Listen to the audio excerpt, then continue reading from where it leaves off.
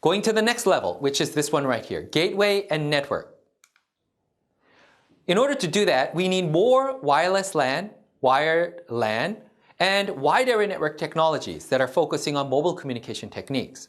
In addition, to support this level, we need routers, we need hubs, we need switches, and that's why we need a lot more hardware technology to form the gateways that will collect and aggregate the data that needs to be connected and serviced to the internet. In order to do that, of course, we need radio communication modules, microcontrollers, signal processing units, access points, and various other components.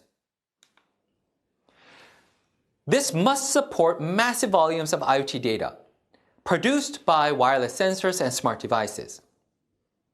Massive amounts? How much are we predicting? In my other lecture, that is my other course, Smart Device and Mobile Emerging Technologies, there we talk about fourth and fifth generation mobile communications. Fourth generation mobile communications is LTE and LTE Advanced. We already have that.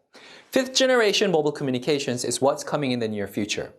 Already in the 2018 Pyeongchang Winter Olympics in Korea, there were already demonstrations of fifth generation mobile communication modules demonstrated in various platforms and devices. So it's already here, and it's already being spread out throughout the world, and you're going to see it very soon. What type of massive volume of IoT connectivity? If you look at the fifth generation mobile communication specifications, it's talking about within a square kilometer, like 1 kilometer by 1 kilometer square, 1 kilometer square area, we're talking about 1 million IoT devices, or maybe even more. That is what we're talking about, massive volumes. Think about it, 1 million in a square kilometer area, or more. Naturally, why do you say or more? Think of a tall building that has 60 floors, and multiple floors under the ground and multiple floors over the ground. A skyscraper building. Naturally, in a building like that, you will have more that you will need to deal with. This requires robust and reliable performance. If you're going to have this level of hyperconnectivity, ultra-level connectivity required, you must be supported by a robust, a reliable performing network and gateway connectivity. You need to support private, public, and hybrid network models. You need to support quality of service requirements, low latency, error probability. You want as less of that as possible. High performance-wise, high throughput, high efficiency in terms of energy. High levels of security and scalability. What do you mean by high levels of scalability? Scalability is the issue where some networks, when they are small, they work well.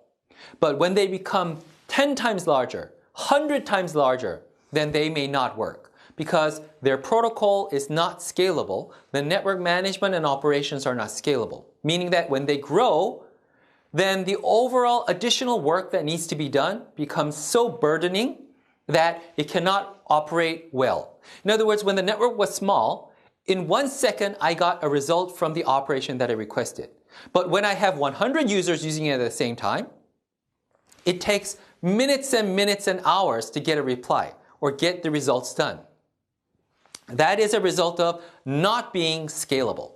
Scalability is so critical, especially for massive volumes of IoT data where you need to aggregate it and connect them together to provide services to the network. It is important to also integrate different types of networks into a single IoT platform. Networks, there are so many different types. Even in this lecture, in this course, we will be talking about various types of wireless LAN and wireless PAN techniques, such as ROLA, all the way going to Bluetooth. We're going to be talking about Wi-Fi. We're going to talk 6LoWPAN, Zigbee. There's such a wide variety, and they all have their own protocol and own characteristics. And that's just the wireless PAN and wireless LAN techniques. We have so much more. Even when you say Wi-Fi, there's such a wide variety of Wi-Fi techniques. When you talk, say, Bluetooth, even within Bluetooth, there are so many protocol, different specifications that came about, which I will talk about in the following pages. So, keep in mind that even within Wi-Fi, there's a variety of different modes. Even within Bluetooth, there's a variety. But then among Bluetooth, Wi-Fi, Zigbee, 6LoWPAN, all these are different. Then you need to integrate that along with your wire techniques, along with your mobile communication, wide area network protocols and techniques.